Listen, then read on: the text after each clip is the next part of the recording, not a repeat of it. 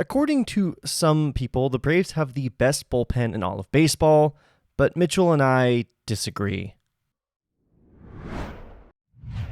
Okay, so today's episode of BravesKast, we are doing the bullpen episode. This is always the most exciting out of all the, I guess you could say, positional groups that we cover. Obviously, the bullpen is the most just exciting part of every game.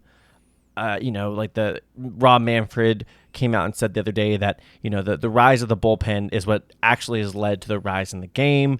Death of the starting pitcher, rest in peace. But you know what? It's the 21st century. Bullpens are where it's at. So, all the jerseys I own are relievers. Oscar Villarreal, Lance Cormier, Jason Grilli. All of those guys, big fans. Yeah, no. Obviously, I've always a huge Brad Ziegler guy growing up. He was one of my favorites.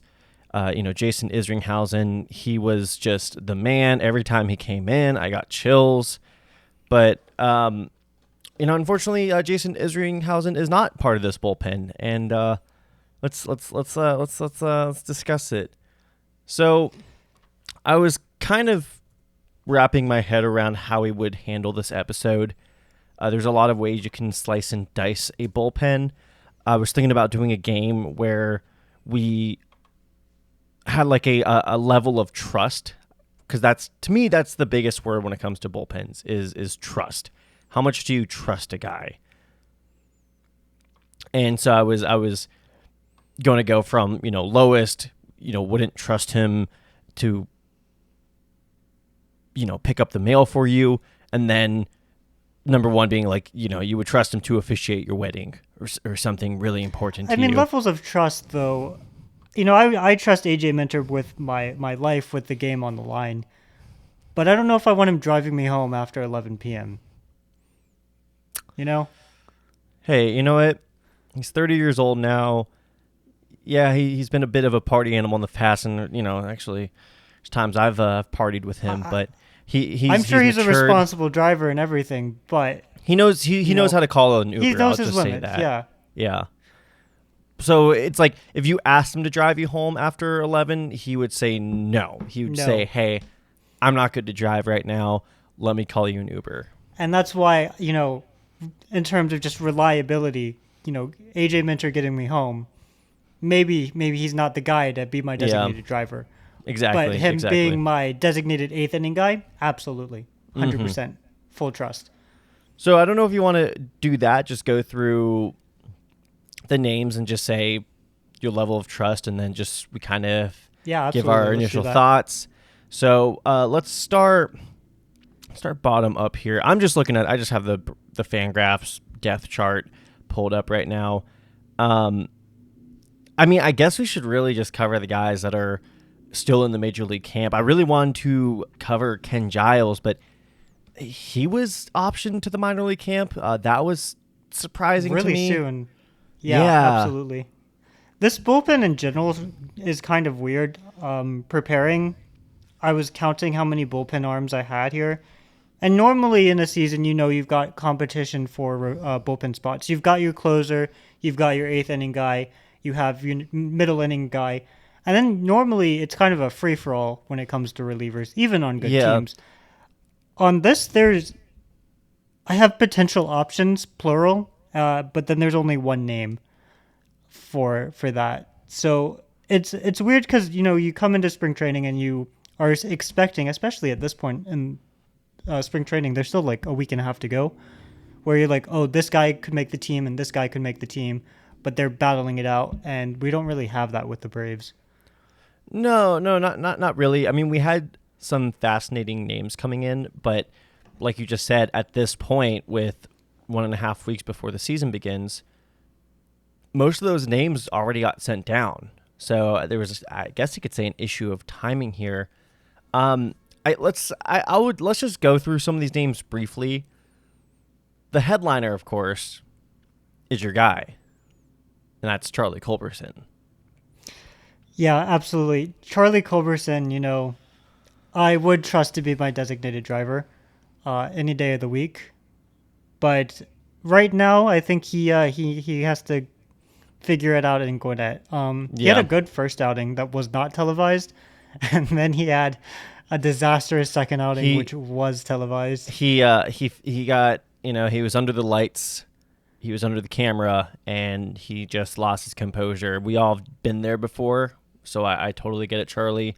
He immediately hit a batter in the head. Luckily, it was like smack on the helmet, so he was fine. But he recorded like 1 out, gave up like 3 runs, I believe. I think he got 2. I think he had a strikeout in this game. That's good. So and he had I like think he got an out on a sac fly. Gotcha. So he got like the Taylor Hearn special. Yeah, no, I mean Taylor Hearn, I think only got 1 out. So okay, so he almost got the Taylor Hearn special. Charlie Culberson has actually compiled more innings than a few guys he has more innings pitched in the major leagues with the Braves than Carl Edwards Jr. did, and guess what Carl Edwards Jr. got out of that? Ring. A World Series ring. That would have been really funny if I was wearing my commemorative or my memorabilia ring. I could just... I need you to wear that. That's what it's all about, baby. Every podcast after this, just so we can have that bit in the back pocket. Just in case. Yeah, exactly. Just in case. Next up, we have Ray Kerr. As you'll remember, we got Ray Kerr from the San Diego Padres. Hard-throwing lefty. Had just no command in spring training. So another case of the Charlie Culberson. Figure it out in Gwinnett. Could be an option. Speaking of options, he has one more, so could be an option later in the season. It's like he has to be ready though, because then after that we can't send him back down. I mean, Alex Anthopoulos clearly liked him enough to take on Matt Carpenter's contract. Yeah, and I don't know if it's just he saw a lefty throws hard, could possibly be a guy for later in the season when injuries start to happen. Yeah, or if he genuinely thought like this would be a guy who made it out of spring training. Clearly, that didn't happen. He's been optioned. I didn't see a single game that he pitched in, so I have no idea what he even looks like pitching. I saw him pitch against the Red Sox. It's not good, not pretty. I mean, he threw fast, but he threw like 2 strikes. I saw him throw 15 pitches. It was, and we're not talking shadow zone. We're talking wild pitches, wild, and not effectively wild. So. Yeah, another guy I think just needs some instruction, just needs some seasoning while in the minor leagues. The next interesting name, who, as we just mentioned, was a non-roster invitee and got sent to the minor league camp, Ken Giles, former Astros great, Blue Jays great. I really Ken expected Giles. him to be on the major league roster. I thought he was going to be that down guy. On the 7th, on the 6th. If we had recorded this on the 6th, Cole, I would have been like, yeah, Ken Giles is making it. And then I would have to text you the next day and be like, hey, so we're going to have to re-record that because I look like entire an idiot. episode. Yeah. Yeah. So but hey, here we are admitting to it, and that's half the battle. Yeah, he was, I didn't see him pitch at all. I don't know if he pitched in any televised I watched games. one of his games. He looked good. I think I watched the game where he struck out the side when it was Harper, Realmuto, and it must have been like Alec Boehm or something. Yeah. Another guy who just hasn't really pitched at the major league level in a while. I don't think his demotion to the minor league camp means that he's not going to see time in the majors at all this season. And with bullpens, and we'll talk about this when we get to our guys, flexibility, having options, and depth is really important, because you're asking these guys on an inconsistent basis to basically give it everything they got. And you can't, every player, when they show up to the field, they have an idea if they're playing or not, whether you're starting the game or you're the starting lineup. Especially with a DH now, most bench guys are like probably going to be Charlie Culbersoning it. That was hard to say. Just sitting on that stoop, basically in the middle of the dugout, and just talking to everybody and anybody I can. With relievers, you don't know. If you're a high leverage reliever and the game is out of hand, they're like, oh, I guess I'm not pitching today. You could be used up to 3 games in a row. You can be used twice a week. It really, there's not really any rhyme or reason to it. And so then we saw injuries last season. Obviously, Dylan Lee got injured. Raisel Iglesias got injured at the beginning of the season. So having that depth, having those guys who can come up and give you effective innings is super important. So next up, just the last name. I don't know if you have any other names that you want to bring up just in terms of players who are in the minor league camp now. Daysbel Hernandez. He threw some innings for the Braves last year. I honestly don't remember like a single one of them. Like, I seriously think he was just wiped from my memory. He was on the playoff roster. I know that. Pitched in the playoffs too, right? That's what I said. He was on the playoff roster. I remember that. But like, I don't remember when he even came in. He might have even pitched the game I went to. I don't remember it. No, he pitched in Philadelphia. Yeah, completely wiped from my... I forget that Shawver was on the postseason roster sometimes. I saw a picture of Smith Shawver, and I was like, that's weird. This looks like Philadelphia when the Braves were playing in the playoffs. That doesn't make any sense. And then I saw, like, I don't know, a thing on the wall that was, like, postseason, and I was like, wait, was he on the postseason roster? I had to go back and look at that. Yeah, he pitched the same game, the Elder game, which I don't know if you saw Elder start today. Really pretty start. Absolutely excellent. Yeah, he's exactly what I want out of my fifth starter. Tune in for our starting pitcher episode, because that's all we're going to be talking about. And some guy named, I don't know, Chris Sale, Spencer Strider. But that will be the starter episode. That's going to be the last one we release before the whole season preview. All right, now into the more the regulars here, the not the odd crew, the regular crew. Let's just start up the totem pole. Jackson Stephens. I forgot he pitched last year too. Yeah, I really only remember him because of the fact that he got his number back. If you haven't watched that episode where Cole tested me on numbers, go back and watch that. But yeah, he got like 7-8 games in at the very end of the season. I see him as a guy whose ceiling is Michael Tonkin last year.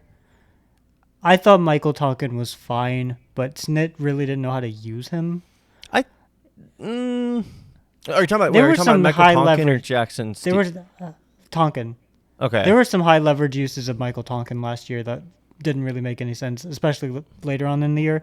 I kind of think Jackson Stephens could be that guy who he's great to have in case, you need a pitcher in the fourth or fifth inning. I think Tonkin, not to relitigate last season, but when he was using him in high leverage at the end of last season, I think it was explicitly to just save some of the bullpen arms for October. I know what you're talking about now. He had the second or third most innings in baseball, no? Yeah, I mean, he was a longer or not reliever. Baseball, but on the Braves.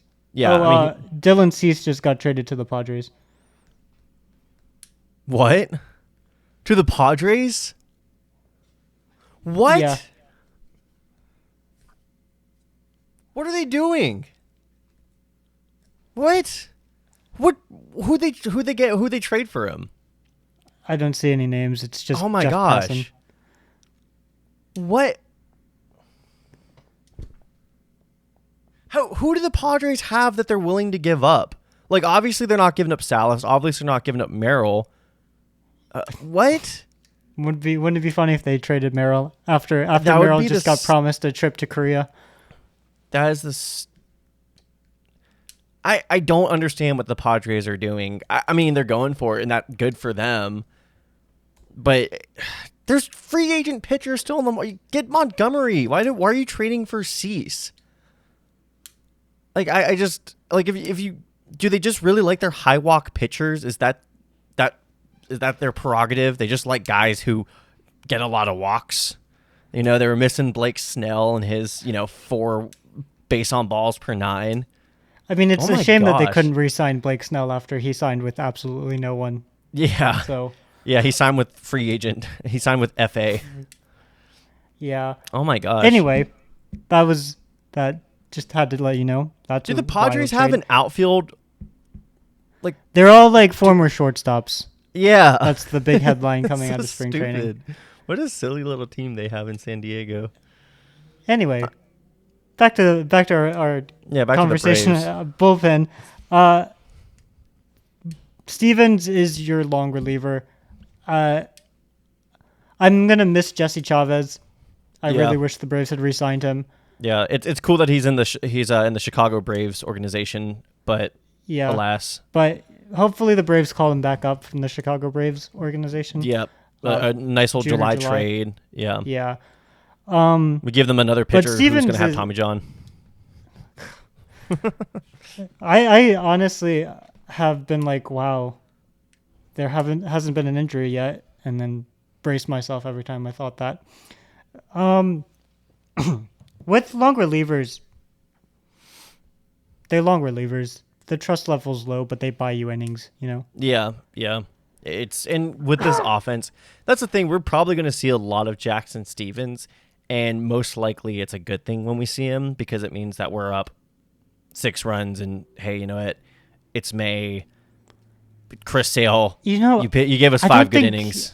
Snett uses long relievers that way, though. He'll burn decent middle inning reliever arms like Joe Jimenez or Aaron Bummer in like a 7-1 game. Yeah.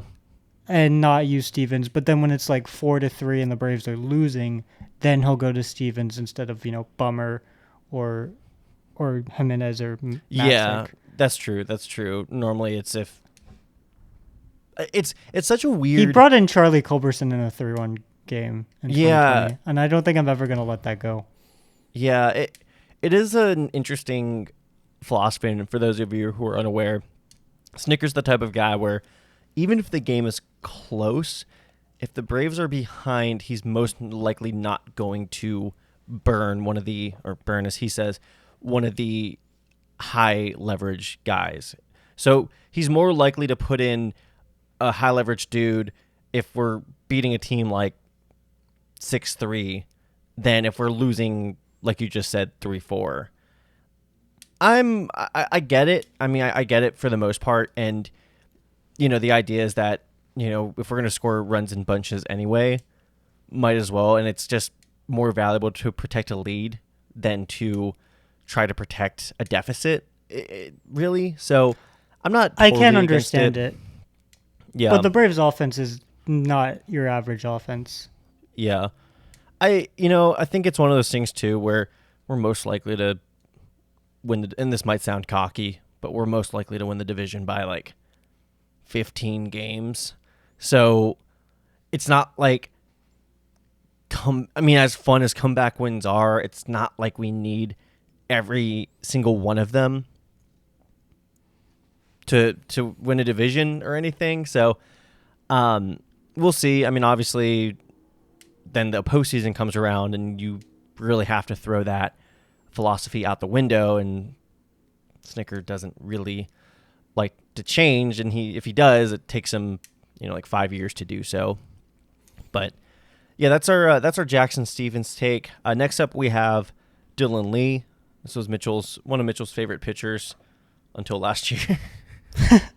I love Dylan Lee 2022 version. Absolutely. There's nothing better than a guy who can't throw hard and spam sliders in the bottom quadrant of the zone and hitters can't hit it. Like, that is absolutely outstanding. I love that. If you look at his 2022 pitch chart, he spams his slider in the bottom right-hand zone if you're looking from the pitcher's perspective, like red hot, and he was outstanding. Last year, he has shoulder issues, and I'm kind of surprised that he survived the shoulder purge of players who Alex Anthopoulos got rid of because they had shoulder issues. And it doesn't look like he's healed, but with who's left, unless they go out and get a guy who's cut right at the end of spring training, he does have options. Dylan Lee's going to be on the team. So I don't trust this version of Dylan Lee, but he could always just be having a bad spring and then have a fantastic rest of his season. I'm definitely more sympathetic to guys who don't rely on velocity to be effective.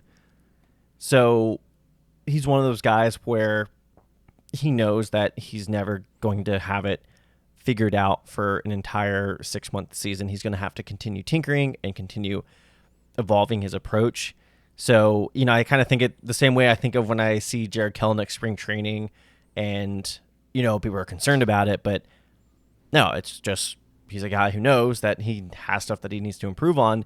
And, you need to take a step back in order to take 3 steps forward. And that's how I feel about Dylan Lee right now. And, worst comes to worst, we have plenty of lefties to go around. So I'm not really too worried about, who we're going to have to face Bryce Harper, because we have at least 2 guys that we can pencil in on a moment's notice. Speaking of, do you have any other thoughts on Dylan Lee? We're trying to keep this under 40 minutes, keeping the pace here. Next up, we have Chicago Braves call-up Aaron Bummer. We got him from the Chicago Braves. We had to send some players down. I'm so glad Chicago White Sox fans are not listening to this. This is really mean.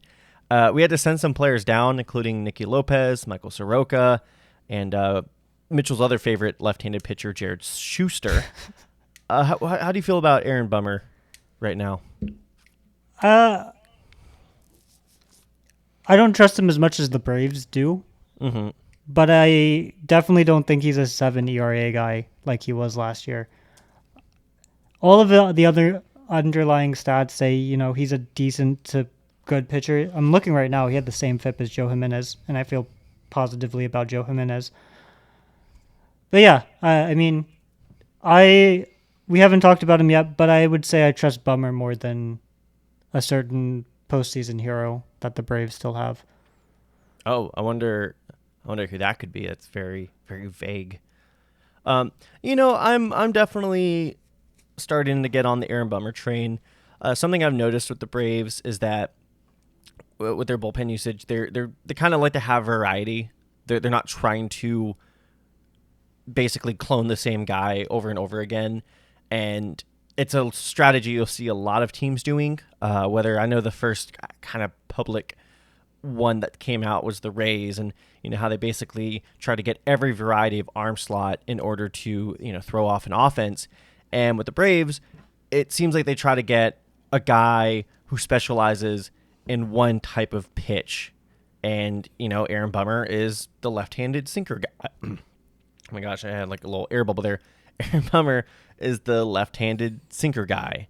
Dylan Lee is the left-handed slider guy. Tyler Matzik is the left-handed fastball guy, and AJ Minter is the left-handed cutter guy. So they're trying to basically have it so if you put all of them together, you get the best pitcher who's ever existed with 5-6+ pitches.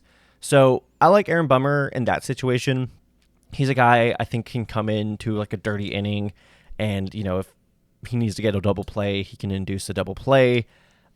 We'll see though. I worst case scenario, it's like we didn't give up that much for him. I think we've both come to terms with the haul that we sent to Chicago for him, and I'm feeling positive about Aaron Bummer. I just don't know if I would trust him to like drive me home on a Saturday night, if you catch my drift.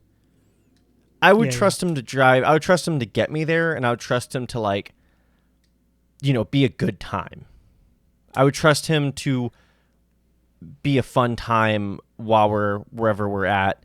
If we're at the PBR or even if we go to the Punch Bowl or something, he's gonna be cool. I just don't know if I trust him to drive me home afterwards.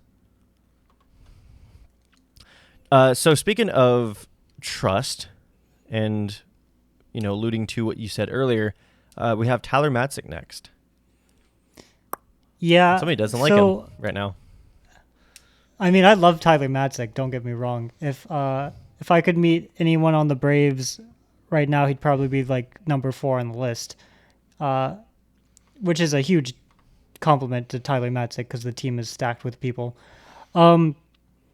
I mean, he led the Braves in 2021 and championship wins probability added, like single most important factor in the Braves postseason run is Tyler Matzik.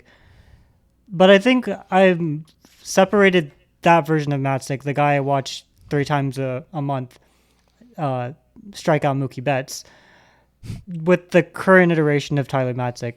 2022 Matzik wasn't great, and we're talking about a guy who's coming back from Tommy John. His velocity is not the same as it was when he was throwing, as Mookie Betts called them, 1,000-mile-an-hour fastballs down the middle. It's more like 93-mile-an-hour fastballs down the middle. Yeah. And that's a huge difference. It's a huge difference. He's never been a control guy. And if he's not blowing it past guys like Mookie Betts, he's not going to be as effective. Yeah. It's like I just said about Dylan Lee, where, hey, he doesn't rely on velocity. If he's able to maneuver his stuff well enough, which that doesn't require pure physicality in a lot of instances, he's good. Tyler Matzik, as you just said, a little bit different. Yeah, I mean, again, spring training, his build-up this offseason is a little probably different from his build-up coming into 2021 and even 2022. And obviously, he didn't have an offseason in 2023 or going into the season because he was recovering from Tommy John. So I'm still optimistic about it. But yeah, if he's throwing 93 in June, then, well, let's just say he's not on the Braves roster, most likely.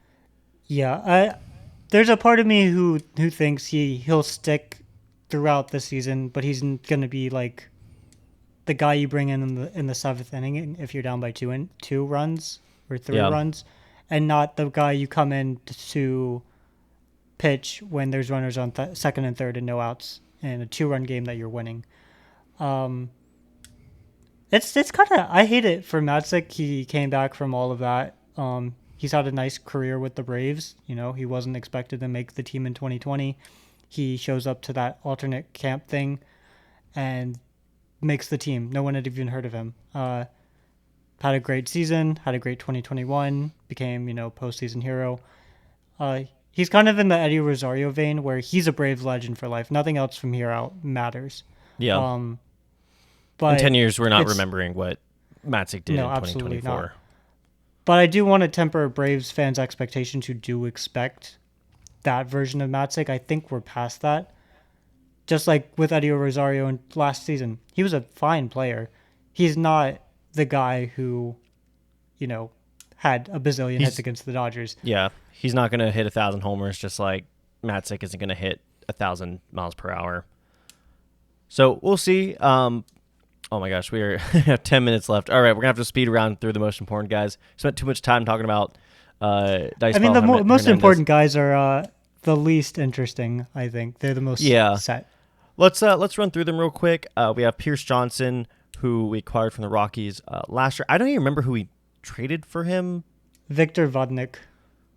Oh, man, that was a great name. I know. It's a shame. Love V alliteration. Johnson is a fun guy. He kind of reminds me of Luke Jackson with the slider spamming. Yep. He fantastic with the Braves after. Don't they refer to it as a curveball?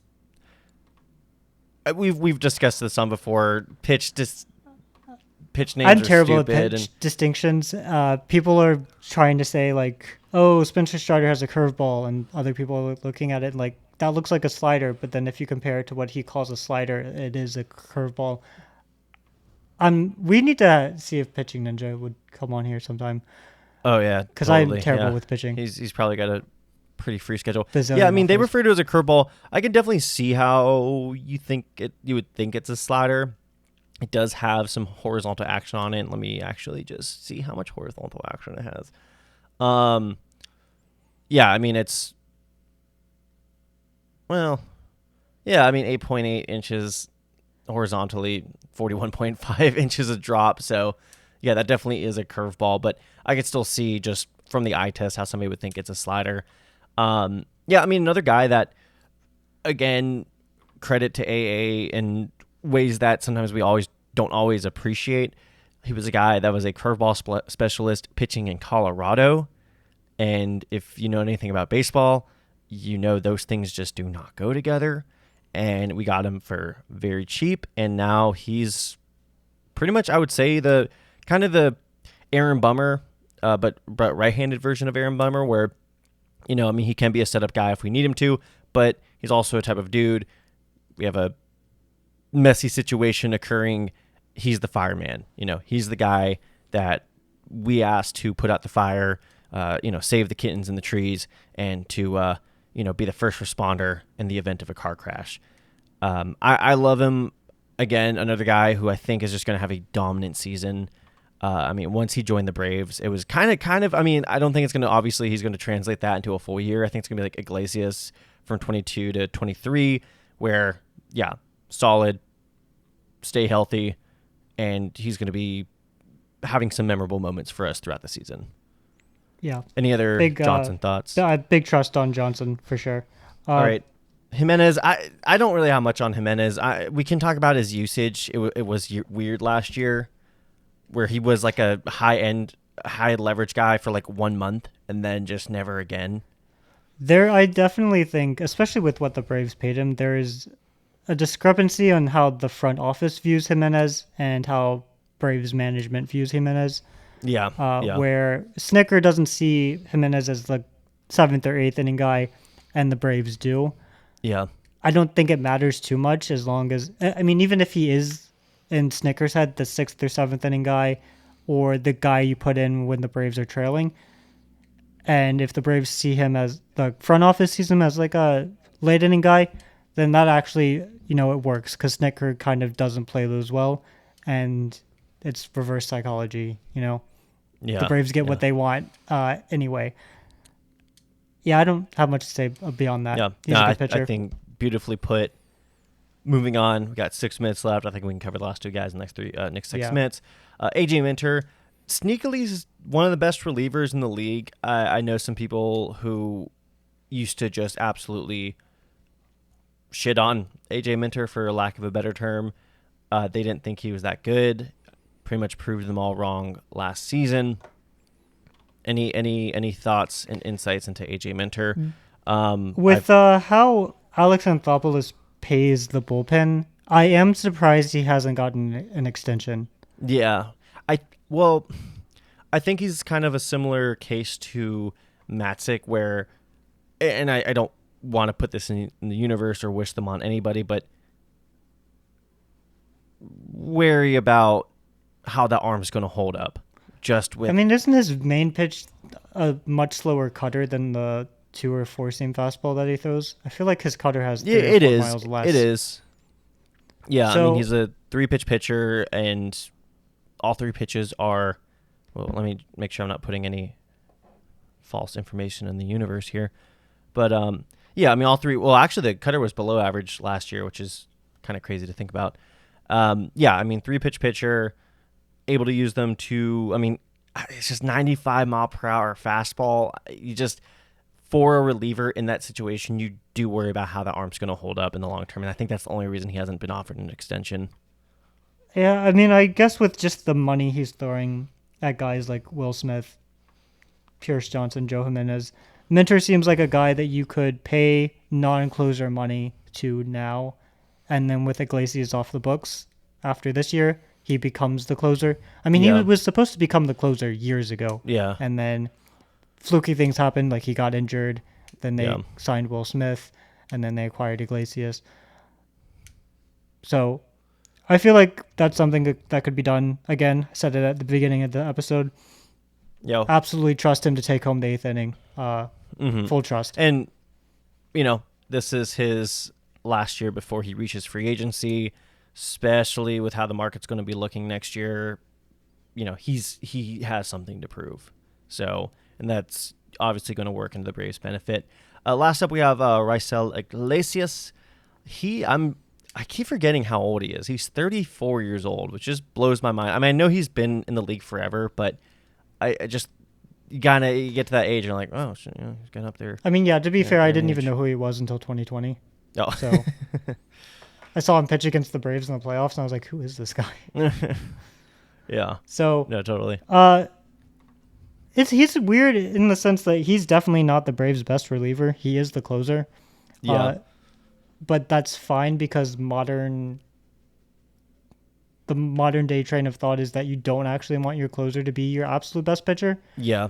I think Snicker thinks Iglesias is the best pitcher in the bullpen. It's that reverse psychology you're talking about there. It's reverse psychology. So Braves fans like me are like, fine, we're good with Iglesias being the closer because we'd rather have Minter and Pierce Johnson. We don't give other spots. Anthopoulos enough credit for being the Brian Snitker whisperer.